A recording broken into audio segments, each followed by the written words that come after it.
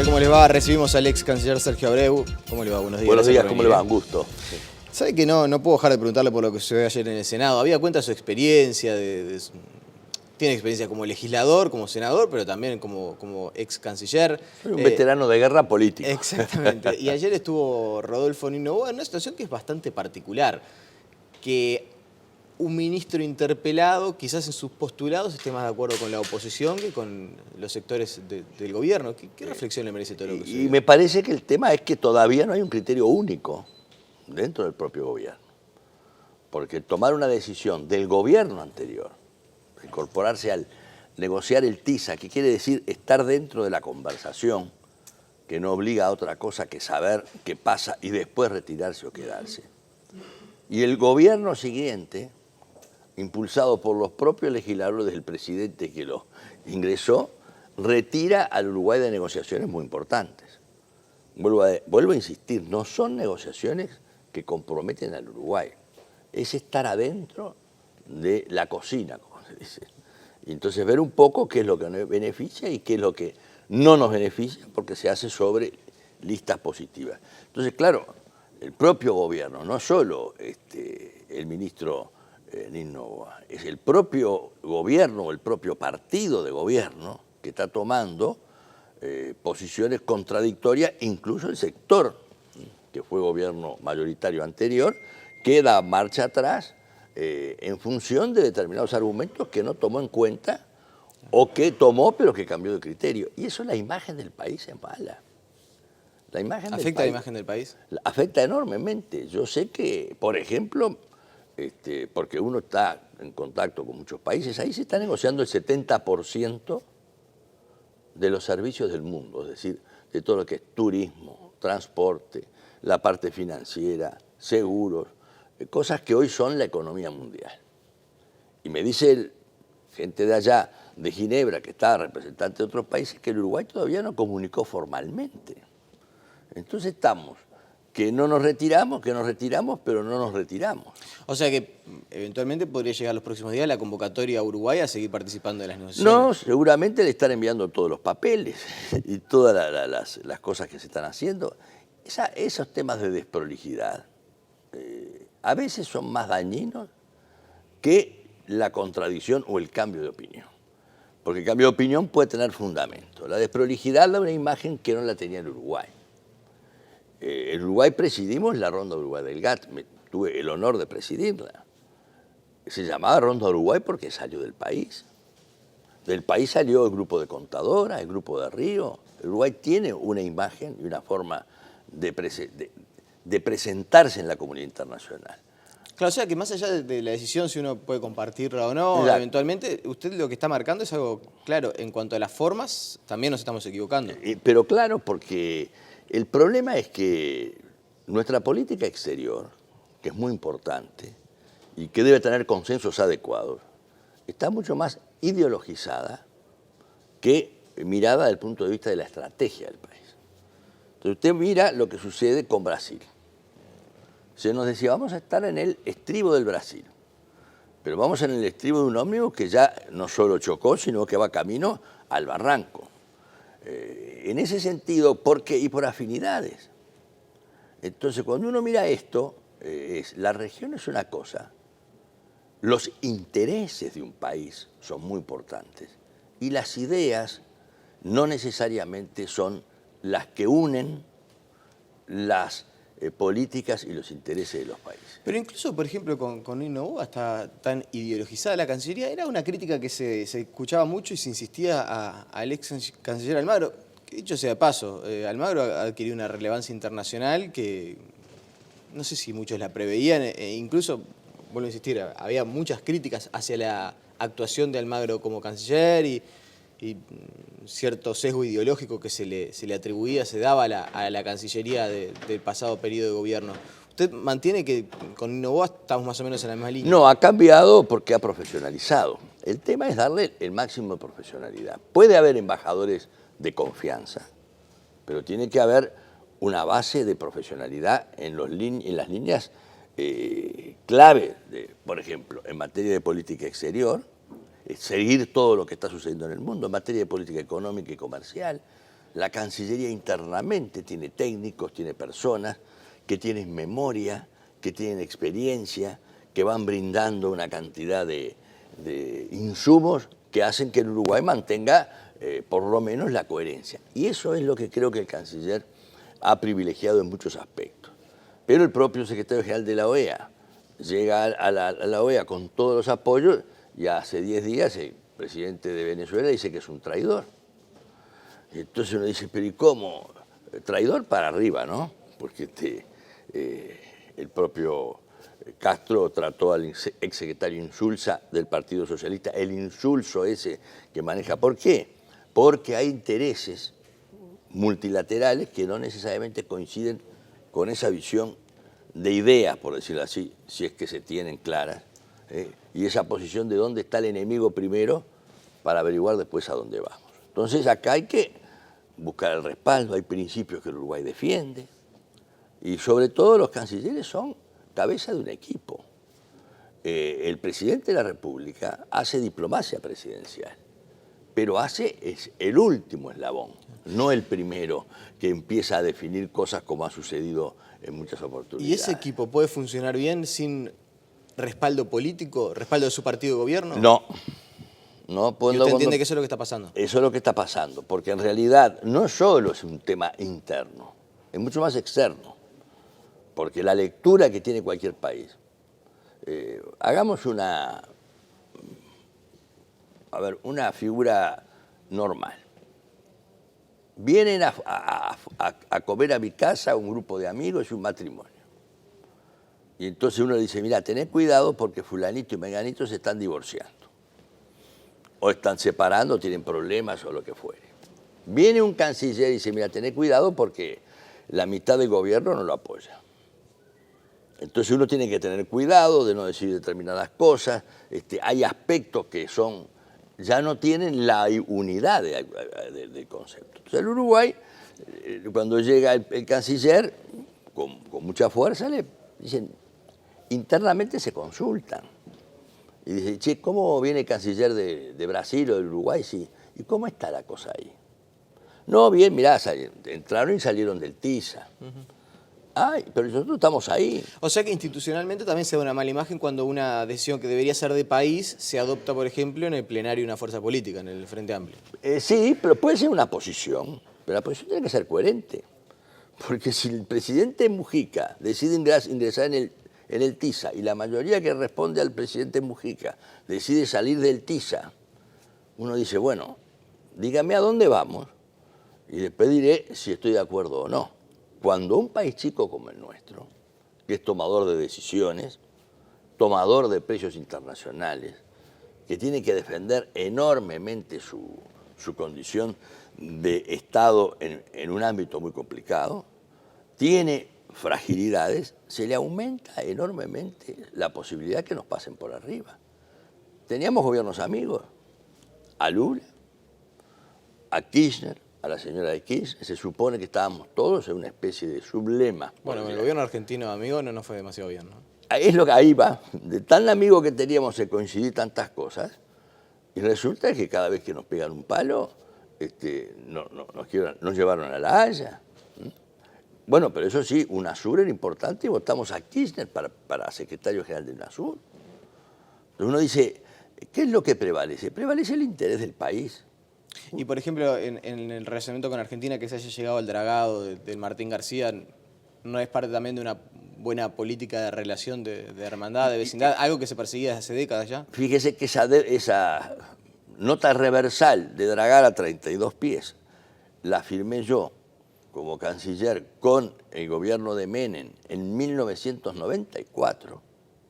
Y recién ahora estamos tratando de recuperar determinada igualdad en el tratamiento de lo que es una obligación jurídica. Entonces, ¿pero eso no es un resultado positivo? Por supuesto, siempre hay que tomar en cuenta que el retomar el camino es importante. Y además es señal positiva. A mí no me gusta hacer política tirando al pichón, como dicen los... Porque aquí es muy fácil estar en la contra. A mí lo que me interesa es cómo hacemos para coincidir en algunos aspectos, cómo reforzamos esto. Ahora, ¿sale esta resolución? Bueno, sigamos detrás de esto. Tenemos el Canal del Indio, la CARU, los permisos que están solicitados en Nueva Palmira, por ejemplo, para 2 empresas que pudieran ser la terminal. Todo esto es permanente, no es... el Uruguay está todo el día en un auto sin tener 4x4 en la banquina tratando de mantenerse en la ruta. ¿Y cómo está funcionando la inserción internacional de nuestro país en un contexto que en la región ciertamente se presenta como complicado? Brasil, con lo que usted decía, ¿no? Es un ómnibus que parece va a estrellarse. Argentina está como una primavera previo a las elecciones. Sí. Vaya uno a saber lo que va a pasar después del resultado electoral. ¿Cómo está funcionando la estrategia electoral del país pensando en el mediano plazo? Y bueno, yo creo que nosotros tenemos, mire, se acaba de firmar, la pregunta viene muy al momento, el TPP, que es el Acuerdo Transpacífico. Ahí está el 40% del Producto Bruto Mundial. Se firma, de América Latina están Colombia, México, Chile, Perú, Colombia pidió, pero todavía no ingresó, pero sobre todo México. Del otro lado está negociando la Unión Europea con Estados Unidos. Obama va desarrollando una estrategia muy importante, que es aislar a China comercialmente, por un lado, y aislar a Rusia, por otro lado, en el este, tratando de ir avanzando en su condición de primer potencia en materia militar. El primer exportador de bienes del mundo es China. Y el tercero en servicios es China. Es el primer socio del Uruguay, el primer socio del Brasil, el primer socio de Chile. Todos esos acuerdos que están fuera de China y están fuera de Rusia son parte de una estrategia en la que nosotros no estamos. ¿Y podríamos estar? ¿Pero ¿Le interesa al Transpacífico que Uruguay esté? Pero nosotros... ¿No debería ser un tema, por ejemplo, del Mercosur, donde Uruguay quizás podría insistir más que esté el Mercosur? Bueno, lo que pasa es que nosotros tenemos el rancho apedreado, que es el Mercosur, tenemos un socio que entró, salió, vino por la ventana, pero resulta que anda, las negociaciones estas de la Unión Europea del Mercosur, Venezuela no está, pero entonces no era miembro. Y si es miembro, ¿por qué no asume las obligaciones del socio y negocia con nosotros? Entonces el Uruguay está en un sistema en el que tiene un corralito que no puede negociar con terceros países. Tiene inseguridad jurídica porque no le cumplen las obligaciones. Y algunos países están apostando a cerrar su economía en vez de abrir, que es lo que tenemos nosotros para poder mejor competir. Usted va al TPP, dice, qué lejano que está. Yo le digo, nosotros tenemos problemas con los productos lácteos. Vamos a entrar en detalles del tema de la operación porque tiene sus complicaciones la exportación de leche en polvo y todo lo demás a Venezuela o este acuerdo. Pero las concesiones que se hacen en esos países, en sus productos, es en contra nuestra, porque si ellos pueden vender a 10 lo que vendíamos los dos a 10 y ahora lo venden a 8, o mejor dicho, lo venden a 15 y el otro lo compra a 8, más barato porque hace la concesión, cuando nosotros vamos a vender el producto dicen, no, yo le vendo al país. Sí, no, está claro que en cuanto a accesos a mercados a menor costo, solamente con la firma de este acuerdo, si se consolida, ¿no? Que habrá que sí, no, que falta todavía tiempo, incluso el tratado. Pero seguramente nos vamos a encarecer como país y como región. ¿Es verdad que marca un antes y un después este TPP, el Acuerdo Transpacífico, para las negociaciones comerciales del mundo? En el sentido de que leía por ahí que se va a utilizar este mecanismo de acuerdo comercial como una especie de guía. A partir de ahora, todos los tratados de libre comercio, los acuerdos comerciales que se lleguen, van a tener como base este Acuerdo Transpacífico. Es muy importante la pregunta. Es la agenda y es la metodología. Antes era multilateralismo. ¿Qué quiere decir? El GATT o la OMC tenía todos los países, negociaban por rondas y se obligaban cada uno de los países. Es decir, tomaban las obligaciones que se tomaban para todos. Entonces, es decir, iba avanzando en bloque los 180 y pico de países que son miembros de la OMC. Hoy eso está quebrado. Y entonces, ¿cómo se negocia? Por región. tienen 264 acuerdos firmados de este tipo, acuerdos preferenciales entre países, no a nivel multilateral. Están 150 que se van gestionando y nosotros estamos afuera de todos. Entonces, el tema es la agenda. ¿Cuál es la agenda? La firma un tratado de libre comercio con Europa, ¿no? Pero claro, la agenda tiene... Si usted va a servicios, los servicios que le van a negociar la Unión Europea es lo que negoció con Estados Unidos. No le va a decir, no, le voy a hacer un tratamiento diferencial porque es un paquete. En propiedad intelectual, que es otro de los temas, en el TPP, Estados Unidos quería proteger sus patentes de invención a 15 años, que es una cifra muy importante, un tiempo muy importante. Logró solo 8, entre 5 y 8 porque se negoció. ¿Qué quiere decir que se negoció? Se negoció una cosa contra otra.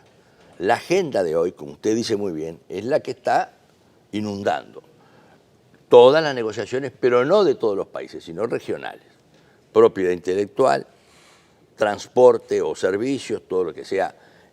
La parte agrícola, que hubo concesiones importantes por parte en la leche, México, Nueva Zelanda, Estados Unidos, Japón hizo concesiones, que es un país muy proteccionista. Entonces nosotros vamos a vender menos ahí. Claro. Y de ahí le digo, toda la agenda, como usted dice, la agenda es nueva. Esa agenda se va a ir aplicando, que es la llaman la OMC Plus, que es lo que estaba en la OMC y en vez de negociarse en toda la Organización Mundial de Comercio, es por barrio. Usted va por barrio y se va negociando. Ya sobre el final de la entrevista quería preguntarle por un hecho que es bien significativo. Hoy Uruguay se suma al Consejo de Seguridad de las Naciones Unidas, se vota su incorporación. ¿Es trascendente para el país que se llegue? Es muy importante que el Uruguay tenga lo que yo le llamo la inteligencia molesta. La inteligencia molesta es tener ideas, proponer. Le doy un ejemplo. Hace 50 años que el Uruguay no está en el Consejo de Seguridad. Pero dejó el sello en esa oportunidad del principio de la no intervención, que tomó dimensión interamericana primero y después fue aprobada a nivel de una resolución de Naciones Unidas. Parece en desuso en el mundo de hoy, ¿no? Por eso le digo, entonces ahora podríamos ir, tema que teníamos que tomar en cuenta, el tema ambiental.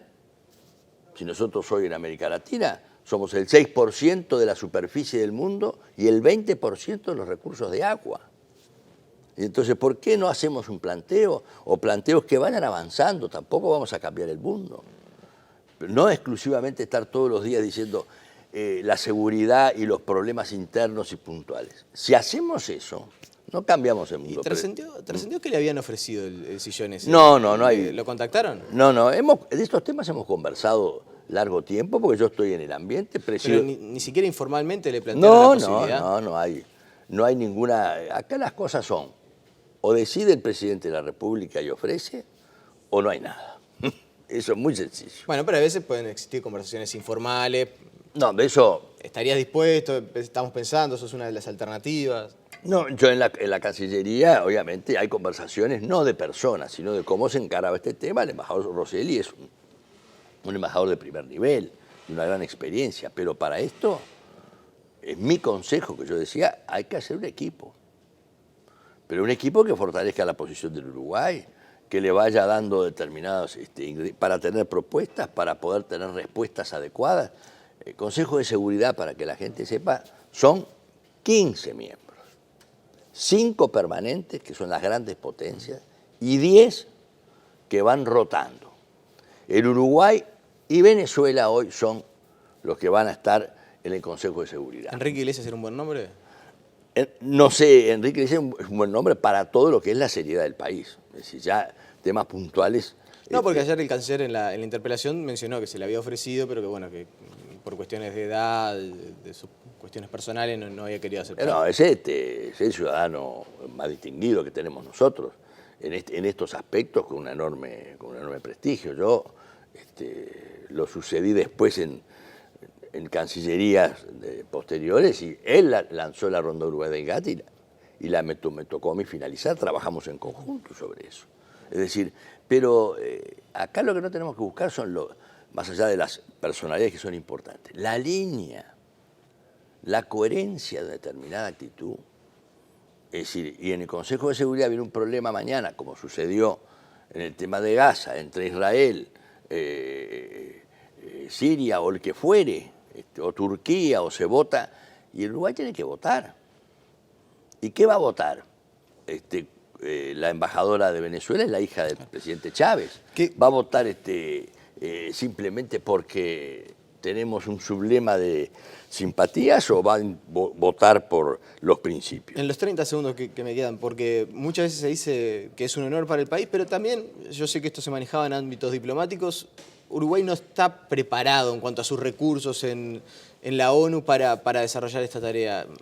Mire, si no está preparado es porque... Estoy hablando en cuanto a la logística, ¿no? No, por eso. A los recursos humanos que se necesitan. Si no está preparado es porque no hizo la estructura profesional adecuada. Nosotros venimos de politizar la Cancillería. El propio ministro Novoa ha dicho, yo la voy a profesionalizar, lo dijo ayer. Pero eso sale dinero también, ¿no? Sale, pero profesionalizar quiere decir ayudar a que los jóvenes y los que hacen carrera tengan la oportunidad y se formen. Pero empezamos con la idea de los embajadores itinerantes, que son más saltimbanquis que itinerantes. Entonces cada uno es el embajador itinerante, amigo del presidente o de tal y tal, pero no está en la jerarquía. Entonces, si no nos preparamos, mire que el Uruguay si se prepara, y debería hacerlo ahora, o debería hacerlo, seguramente lo estará haciendo, tiene que tener un equipo por lo menos de 25 o 30 personas que estudien los temas, que ayuden a comunicarse, interna, gente joven, creo que algo se ha trabajado en eso, buscar como hicimos con La Haya. Yo participé en el equipo de defensa del Uruguay en La Haya. ¿Y por qué? Y porque buscaron el apoyo de algunas personas y trabajamos. Ese es el problema del Uruguay. No tenemos sentido de estrategia de mediano plazo. Y en eso perdemos porque somos chicos. Sergio Abreu, le agradecemos su presencia esta mañana. Muchas gracias, un gusto, como siempre. La pausa y seguimos con más información.